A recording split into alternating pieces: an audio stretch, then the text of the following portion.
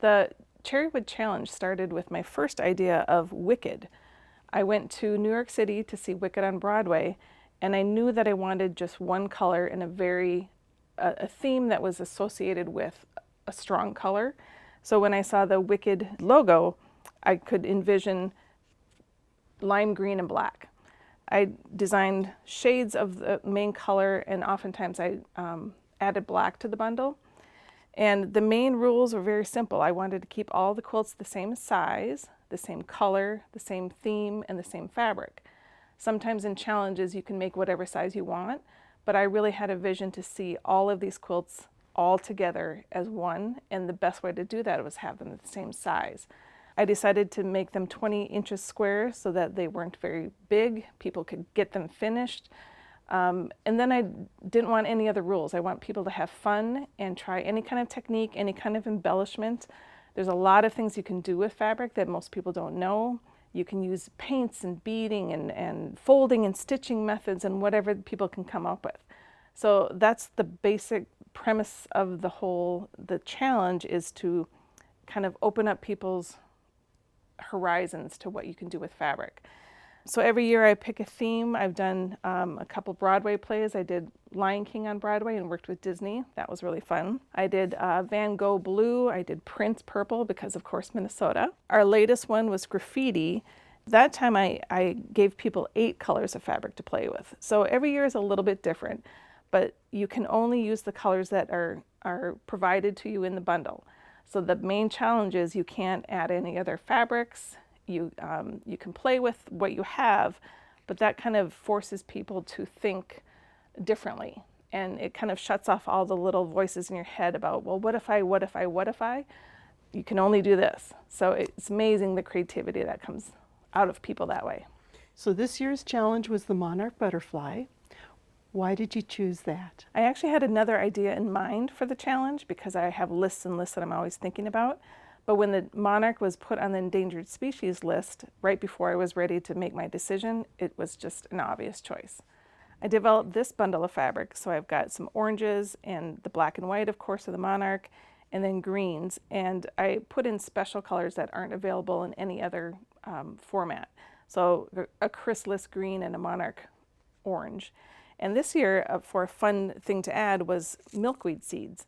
And I got these from the Save the Monarch Foundation. These are packaged in the Twin Cities, and everybody got a package of seeds included in the bundle.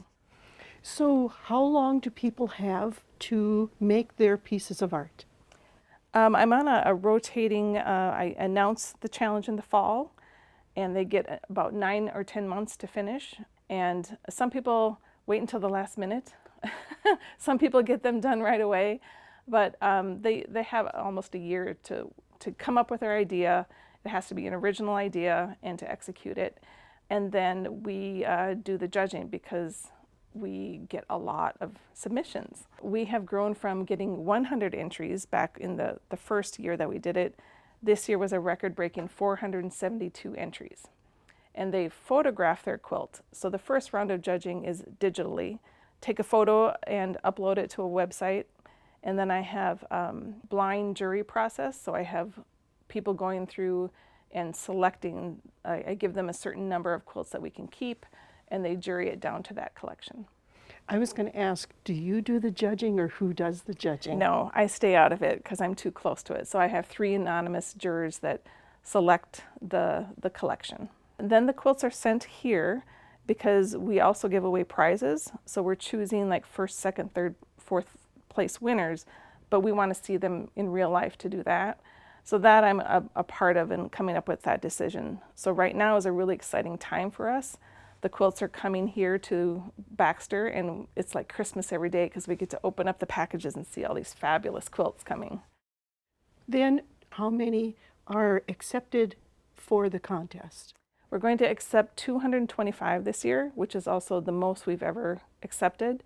And the demand to show the quilts at small quilt shows, national quilt shows, sometimes even galleries, the demand has gotten so high that we've decided to split the collections into 3 collections.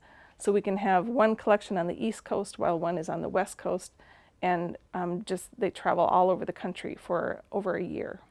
How do you split them apart? I mean, how do you decide which ones go into 1, 2, or 3? We've done it several different ways. Sometimes we divide the country by the Mississippi River, and everybody who lives on the west side gets into one collection. Sometimes we do it randomly.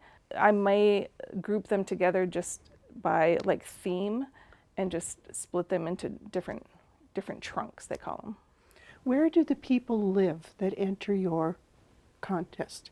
All over the world. We've gotten so popular. Of course, we get a lot from Minnesota, but we have entries from Japan, Brazil, Mexico, a lot from Europe, and they hear about us from the internet and by coming to seeing the quilts on display at quilt shows. And then when they go out, do you package them up and then travel with them and unpackage when you get to the location? We make the display, it's kind of self-sufficient. We have custom boxes that they travel in to keep them nice and protected. Sometimes we are at the shows as vendors setting up a booth, but usually the organizers of the show will set the display up for us and take it down, and then they send it on to the next show, and the process happens all over again. How long do they stay at each location? They're usually shown at a show, lasts about 3 to 5 days, and then so almost every weekend there's some show in the United States that they could be seen at. Are there any people that enter that are repeat people? Yes, in fact, this is our 8th year, and I believe we have 4 or 5 women who have gotten in every single year. So we'll make a special notation about that, because that's pretty special, because people have been entering and being accepted, but that doesn't guarantee, because it all depends on the juries. It's subjective and it's art. We're just trying to get a cohesive collection put together, so sometimes, unfortunately, we have to reject some. So after everything is all done and the artists get their pieces back, then things are all over and done with? Not quite, because we do publish a book. We photograph these professionally, and we publish a beautiful coffee table book. All the artists actually submit an artist statement, so they talk about how they came up with their idea and maybe the techniques that they used. And that's all in a beautiful book that we have every year. These are some of the entries that we've selected for this year. Some of them are very literal and do the life cycle of the butterfly, showing the chrysalis and the caterpillars. Some of them are very dimensional. For instance, this one is taking advantage of the seeds of the milkweed. And since we let them do any kind of embellishment, you can see beading, you'll see some shading. Sometimes they are very abstract, like this one, with lots of stitching on it. Can they be machine stitched, or does it have to be hand stitched? They can be machine stitched, hand embellished. Sometimes people even use a little bit of bleach or overdyne, so we really don't want to limit. And look at this gorgeous one. This one is actually from Holland, so this is one of our international entries. And this one uses a lot of painting, and there's a technique called thread painting, where if you're using your thread in your sewing machine like paint and stitching in different colors and overlapping and building up colors. Here's some sparkly beads, hand embroidery work, and just gorgeous shading. And something I learned was that a group of monarchs is called the kaleidoscope. So we have a lot of entries that are using kaleidoscopes as their theme, which is also kind of a technique in quilting, making symmetrical patterns like a kaleidoscope. Aren't they gorgeous? I'm so glad that I'm not judging this. Oh, it's very difficult. Every one of them would be a winner in my book. Yes, they are all winners, and they're all very personal.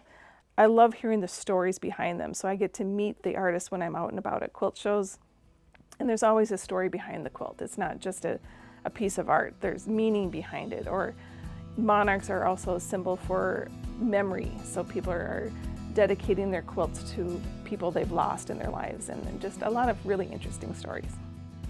This is wonderful. Thank you so much for letting us come. Oh, you're very welcome. It's fun to share.